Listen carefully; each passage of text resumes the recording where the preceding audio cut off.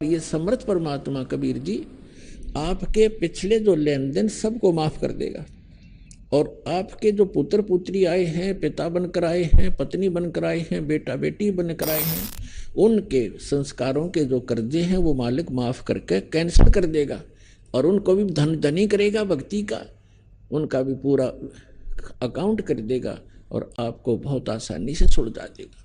तो यहाँ परमात्मा कहते हैं एक लेवा एक देवा दूतम, और कोई किसी का पिता नहीं पूतम, ये ऋण संबंध जुड़ा एक ठाठा, अंत में सब 12 बाटा। तो कहने का भाव ये है कि जो प्रसंग चल रहा था उसको क्लियर करने के लिए आगे तभी हम चल सकेंगे और आपको इस मार्ग पर तभी रोक सकेंगे जब आपके सारे संशय दूर होंगे। तो इससे लगभग आपका सारा कंसेप्ट क्लियर हो गया होगा कि संतान है कोई बुरा नहीं, वो तो आपका संस्कार उलझा हुआ है, आप ना चाहोगे तो भी होगी होता है, और जिनका संस्कार नहीं है वो चाहेंगे तो भी नहीं होगी। तो हमारा चाहा ना तो होता है और ना ही हमारा किया होता है। यह भी भूल हमारे अभी तक लगी हुई थी कि मैंने मेहनत की तो कोठी बना दी। मेहनत तो मजदूर आपसे घनी करता है। जो एक सेठ है वो तो सारा दिन एक बैठा रहे दुकान पर, मजदूर सारा दिन मेहनत करता है और उसको 100 रुपये मुश्किल से मिलते हैं, 200 रुपये, और वो मनमाना 5,000 का 10,000 का रोजाना अकाउंट करता है। तो मेहनत भी चाहिए, लेकिन केवल मेहनत से बात नहीं बनेगी, परमात्मा साथ होगा तो मेहनत सफल होगी, थोड़े में घना लाभ होगा। जैसे आपको बताया है कि जैसे एक तो हाथ से आटा पीसते हैं चक्की से, और फिर पावर का कनेक्शन हो जा, वह चक्की लगा ली पावर वाली, ना तो हाथ लाना, एक बटन दबाना, कट्टा कट मिनटा पीस करे, तो वो पावर से जो काम होगा वो हाथ से मैनुअली थोड़ा होगा। इसलिए जब परमात्मा की पावर का कनेक्शन आपको मिल जाएगा तो आपके जो आम संस्कार हैं वो भी बहुत अच्छी तरह परमात्मा हल्के करके उनको आप ही वहन करेगा। परमात्मा की पावर से सब ठीक हो जाएंगे। तो इसलिए हमने वो पावर मिली नहीं थी। हम इन नकली जितने भी डुप्लीकेट पावर हाउस थे वो ऊपर से तक खूबसूरत ऐसा ही पूरा सारा कुछ सिस्टम दिखा था, लेकिन पीछे उनका कनेक्शन था नहीं। इसलिए जो उनसे पावर, उन नकली डुप्लीकेट पावर हाउसों से जिन्होंने लाइट ले रखी थी, कनेक्शन ले रखे थे, उनके घर पर पावर काम करे नहीं थी। तो ये जितने भी नकली पंथ हैं, संत हैं, ये सभी डुप्लीकेट हैं, इनके पास पीछे कनेक्शन नहीं है। उदाहरण के तौर पर जैसे ये राधा स्वामी पंथ आगरा से चला है, उसी से ब्यास में, उसी से धन धन सतगुरु सच्चा सौदा सिरसा में, उसी से जय गुरुदेव पंथ, उसी से जनोद के अंदर एक भिवानी वाला ताराचंद पंथ, उसी से ये ठाकुर जी महाराज, ये सारे उसी से चले हैं। और शिवदयाल जी का कोई गुरु नहीं था, यानी शिवदयाल जी वो मान रहे थे पावर हाउस, और उस पावर हाउस का आगे कनेक्शन चाहिए थर्मल प्लांट से। तो थर्मल प्लांट से कनेक्शन नहीं है तो पावर हाउस में कितनी सजावट से बना रखे और कितने बढ़िया इंस्ट्रूमेंट रखे हो, वो यूजलेस है। तो उसका थर्मल प्लांट से कनेक्शन नहीं था, यानी आगे उसका कोई गुरु नहीं था। जिस कारण से जितने भी वो अनुयायी हैं उस राधा स्वामी पंथ, धन धन सदगुरु पंथ, सच्चा सौदा सिरसा और जगमाल वाली, और जहाँ पर भी छोटे मोटे इनके बहुत सी ब्रांचें बनी हुई हैं, उन सभी को समझ लेना चाहिए कि जब पीछे से पावर हाउस का ही कनेक्शन नहीं है थर्मल प्लांट से, तो आगे लाइट आ नहीं सकती, सपना भी मत लेना। और परमात्मा स्वयं आए कबीर साहब, ये स्वयं थर्मल प्लांट होते हुए भी पावर हाउस का रोल किया, और एक गुरु परंपरा बना के उन्होंने आगे चले, ताकि आने वाले समय में ये काल के दूत ये भ्रमित ना कर दें कि कबीर साहब ने कौन सा गुरु बनाया था, क्योंकि कबीर साहब को हम भगवान नहीं मान पाए थे। अब भगवान तो है ही हैं, लेकिन वो मर्यादा, सबसे मर्यादा पुरुषोत्तम है, ये सबसे श्रेष्ठ भगवान है जो सबसे ज़्यादा मर्यादा रखने वाले हैं, और मर्यादा से सब काम हो यहाँ पर होते हैं, कार्य होते हैं। तो कहने का भाव ये है दास का कि जिसमें आपको इस कबीर परमात्मा का ये कनेक्शन मिल जाएगा, आपको यहाँ से उपदेश दीक्षा मिल जाएगी, उसके बाद पुण्यात्माओं आप देखना, आप सोच भी नहीं सकोगे कि सचमुच हम सुना करते भगवान ऐसा करता है ऐसा करता है। आप डेली देखा करोगे, अरे आप किसी को बताओगे आपका यकीन नहीं होगा उसको, अगर झूठ बोला सारी, और आप सारी सच्ची कह भी नहीं पाओगे बताने वाले को, कहीं नो सोचा मूर्ख से। आपको इतना सुख देगा यो कबीर भगवान, ये सत्कर्म मान।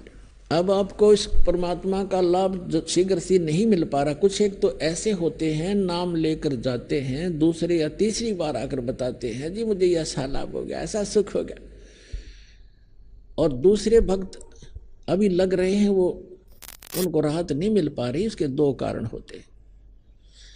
एक तो कारण ये होता है, परमात्मा कहते हैं धीरे धीरे रे मना धीरे सब कुछ होवे, माली सींचे सो घड़ा ऋतु आए फल होवे। धीरे धीरे रे मना, और धीरे सब कुछ हो, माली सींचे सो घड़ा, और समय आने पर फल हो। जैसे एक आम का पेड़ लगाया किसी माली, जैसे पौधे लगाते थे बाग में, उसी से आपको समझाना चाहते हैं परमेश्वर कबीर जी कि हे मन अब धीरे धीरे सारे काम होंगे। जैसे एक माली पौधा लगाता है, छोटा सा पौधा होता आम का, उसमें सैकड़ों घड़े पानी के डालता है, यानी 10 वर्ष 5 वर्ष, आजकल थोड़े जल्दी हो जाते हैं 4-5 वर्ष लगा लो, तो पहले 10 वर्ष लगभग 10-12 वर्ष के बाद आम का फल, पेड़ बड़ा होता था और फिर फल से लदपद हो जाता था, इतना फल लगता था, आप भी खा लेते थे, अचार भी डाल लेते थे, पड़ोसी भी, साथ वाले भी, मोहल्ले वाले भी तोड़ ले जाते थे, रिश्तेदारों को भी रखा करते गठड़ी बांध के, तो भी समाप्त नहीं होते। तो परमात्मा कहते हैं इस भक्ति रूपी आम के पौधे को अब बोया है आपने, बीज बोया है, नाम लिया, इसको समय दो थोड़ा सा, इसको होने दे प्रफुल्लित, बड़ा होने दो, और फिर देखना इतना सुख दे देगा ये भगवान का आपका मार्ग कि आपको कहीं बिना मांगे देगा, आप सोच भी नहीं सकोगे, इतना सुख दे देगा। दूसरा कारण ये बताते हैं कि जैसे एक तो तुरंत आराम हो गया, और एक को महीना 2 महीने 6 महीने वर्ष भी लग जाता है, लेकिन होगा गारंटीड, ये सत्कर्म मान लेना। अब क्या बताते हैं, जैसे एक रोगी है, दोनों एक ही रोग से ग्रस्त हैं, अब दोनों ही एक रोग से ग्रस्त हैं, दोनों के एक जैसी बीमारी है। अब डॉक्टर एक को कहता भी तेरी तो स्टार्ट है अभी, और वो मनमाने 2 खुराकों से आराम हो जाता है, और दूसरे कहता भी लेट बहुत हो गया, तेरी बीमारी पुरानी हो गई है, समय लगेगा, तो उसको महीने में 2 महीने में ठीक हो जाएगा। जब कारगर दवाई मिल गई है तो वो महीने 2 महीने में ठीक हो जाएंगे। तो दूसरा आपको उदाहरण दें कि जैसे एक तो कपड़ा थोड़ा मैला हो, कुर्ता पजामा, तो वो एक ही बार के साबुन लगाने से स्वच्छ हो जाता है। एक ज़्यादा मैला हो गया हो तो उसको 2 बार भी 3 बार भी लाना पड़ जा, और जब जाकर ड्राई क्लीन भी करनी पड़ जाती है, तब जाकर स्वच्छ होगा। तो हमने युगों युगों से अपने अंतःकरण को मैला मलिन कर रखा है, इसमें बहुत से संस्कार जमा हैं जो वहीं से अंकुरित होते हैं, और फिर ही भगवान की भक्ति मिली है। आपको ये साबुन और तेल मिला है सत साधना का, अब शुरुआत करे रहो। किसी का तो एक ही बार में ठीक हो जाएगा, किसी का फिर कुछ समय के उपरांत होगा अवश्य। और तीसरा कारण ये है कि क्या बताते हैं, सतगुरु के दरबार में कमी कहे की ना, हंसा मौज नहीं पावता तेरी चूक चाकरी माँ। इस सच्चे दरबार में, इस कबीर परमेश्वर के दरबार में, परमात्मा की शरण में किसी भी चीज की कमी नहीं। इस कबीर परमात्मा के डिक्शनरी में इम्पॉसिबल वर्ड नहीं है, ये वो समर्थ परमात्मा है। कहते मासा घटे न तिल बधे विद ना लिखे जो लेख, और सच्चा सतगुरु मेट कर ऊपर मारे बेख।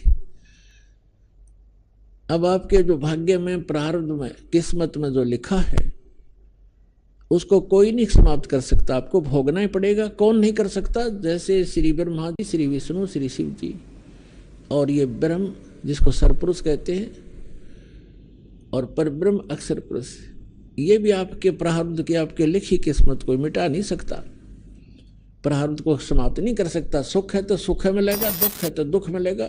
और जैसे आप पुण्य पाप कर रहे हैं वो अलग से संग्रहित होते चले जाएंगे आपके, जैसा कर्म करोगे वैसा ही मिलेगा। और परम अक्षर ब्रह्म सत्य पुरुष कबीर भगवान की शरण में जब आप आ जाओगे, आपके इस पाप कर्मों का नाश कर दिया जाएगा और शुभ शुभ शेष रह जाएंगे और आगे शुभ प्रारंभ हो जाएंगे।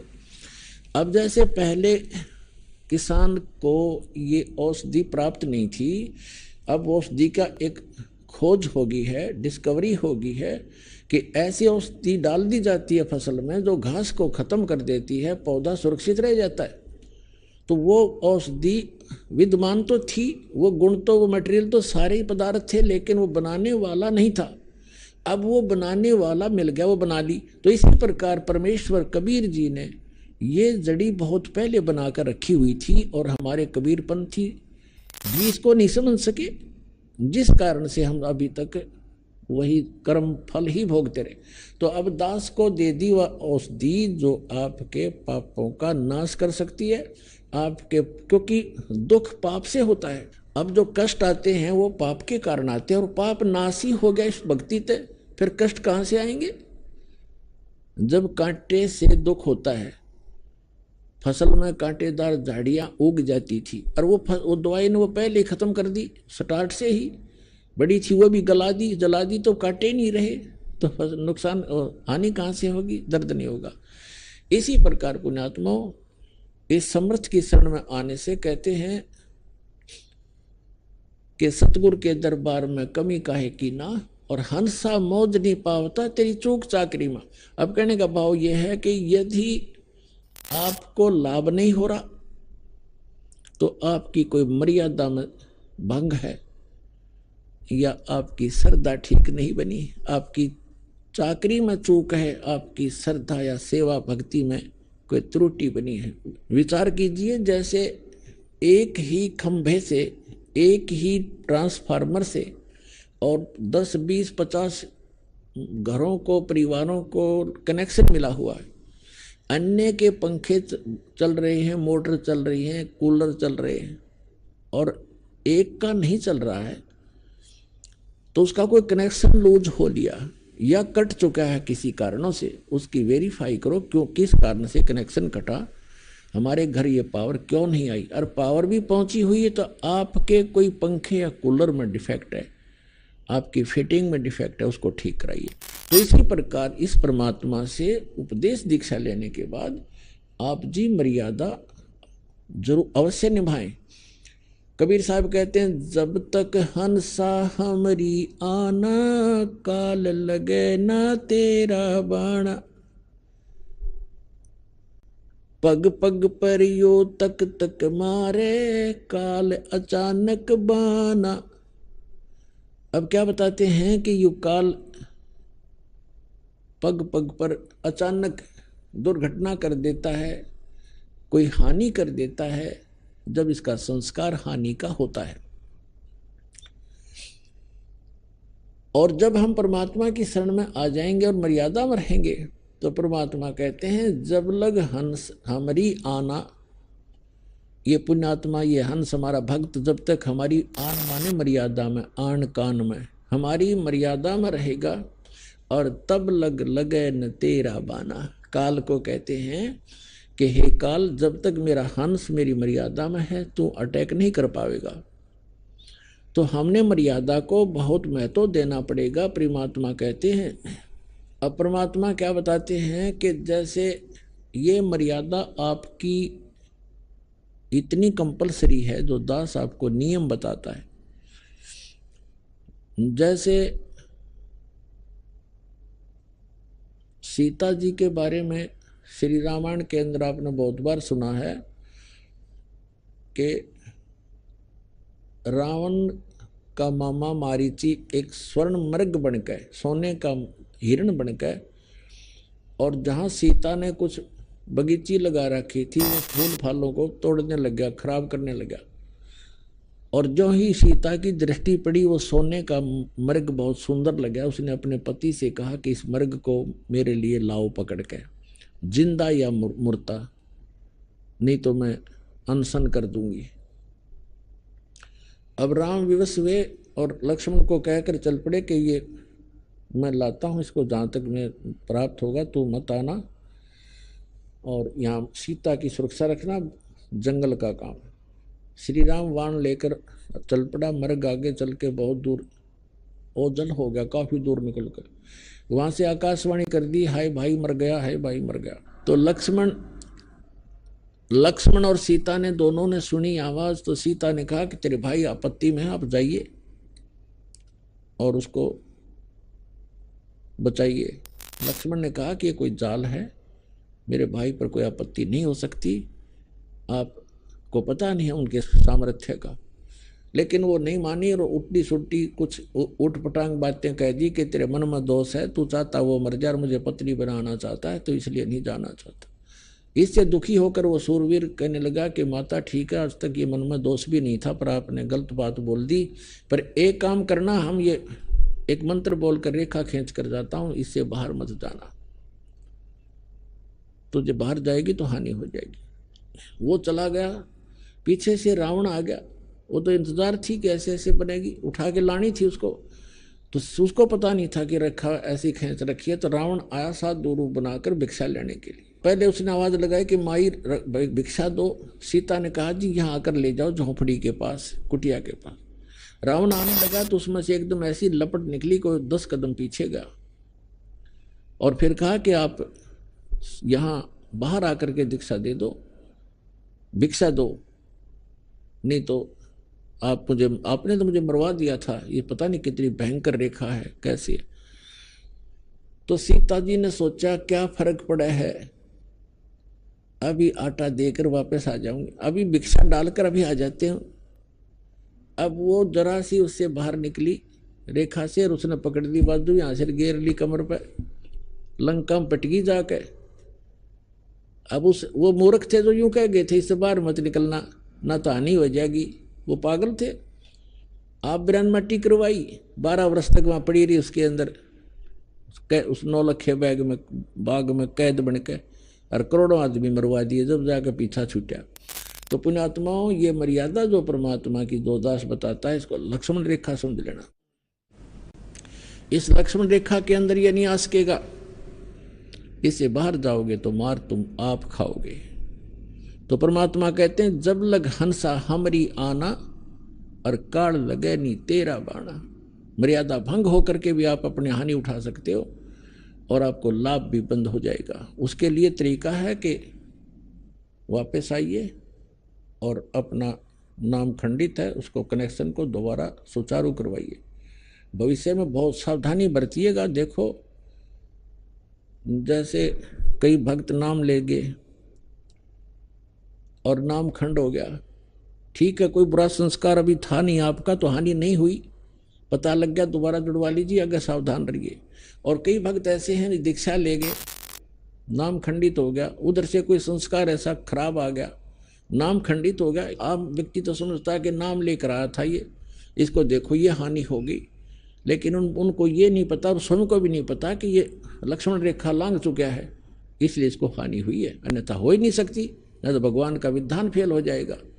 तो इसलिए आपने यह सावधानी बरतनी पड़ेगी। अब क्या बताते हैं परमात्मा, 100 वर्ष सतगुरु की पूजा, एक दिन आन उपासी, वो अपराधी आत्मा पड़े काल की फांसी। 100 वर्ष तो सतगुरु की पूजा, 100 वर्ष तक सतगुरु यानी गुरु जी के अनुसार साधना करता रहे, और एक दिन आन उपासना कर ली, आन शास्त्र विधि को त्याग कर जो मनमाना आचरण वो कर लिया जो पहले करते थे आप, तो कहते हैं वो अपराधी आत्मा फिर पड़े काल की फांसी। अब क्या होगा, कैसा बुरा बनेगा आपके साथ। जैसे आप जी ने दीक्षा ले ली, 1 वर्ष 2 वर्ष 4 वर्ष आपने साधना कर ली, और फिर कोई ऐसी बात आ गई, आपका नाम खंडित हो गया, लोक लाज में आके आपने नाम खंडित कर दिया और आन उपासना शुरू कर दी और ये पूजाएं छोड़ दी, तो फिर आपके साथ क्या बनेगी कि आपको फिर भी लाभ हो रहे होंगे। आप इस नाम को त्याग दोगे, साधना भी बंद कर दोगे। नाम खंडित हो गया तो साधना ये करते भी रहना कोई लाभ नहीं होगा। जैसे कनेक्शन कट गया और बटन दबाते रहो, स्विच ऑन करते रहो, सारे से सारे पंखियों के भी, कूलर के भी, मोटर के भी, आपको भ्रम है कि लाइट चलेंगे, चलेंगे नहीं। वो पहले तो आपने जब नाम त्याग दिया, कनेक्शन कट गया, ऑटोमेटिक है भगवान का मार्ग, इसमें किसी की सिफारिश की आवश्यकता नहीं। तो आप ये सोच रहे हो कि मैं भक्ति भी कर रहा हूँ और दूसरी भी सब शुरू कर दी और गुटी शूटी भी लानी शुरू कर दी और सब मर्यादाएं लांग दी, तो और फिर भी हानि नहीं हो रही आपको, आपका और हौसला बुलंद होता चला जाएगा, दुर्भाग्य होगा आपका। वो कारण क्या होगा कि 2 वर्ष 4 वर्ष जो आपने विधिवत साधना करके जो पुण्य इकट्ठे कर लिए वो आपके संग्रहित हो गए, आपकी बैटरी चार्ज होगी इन्वर्टर की, और आगे चार्जर खत्म हो गया, कनेक्शन रहा नहीं, लाइट आपके पास है नहीं, चार्जर काम कर नहीं रहा, तो उस समय भी आप अपने पंखे चल रहे हैं, ट्यूब जग रही है, कूलर भी चल रहा है और आपको नो प्रॉब्लम।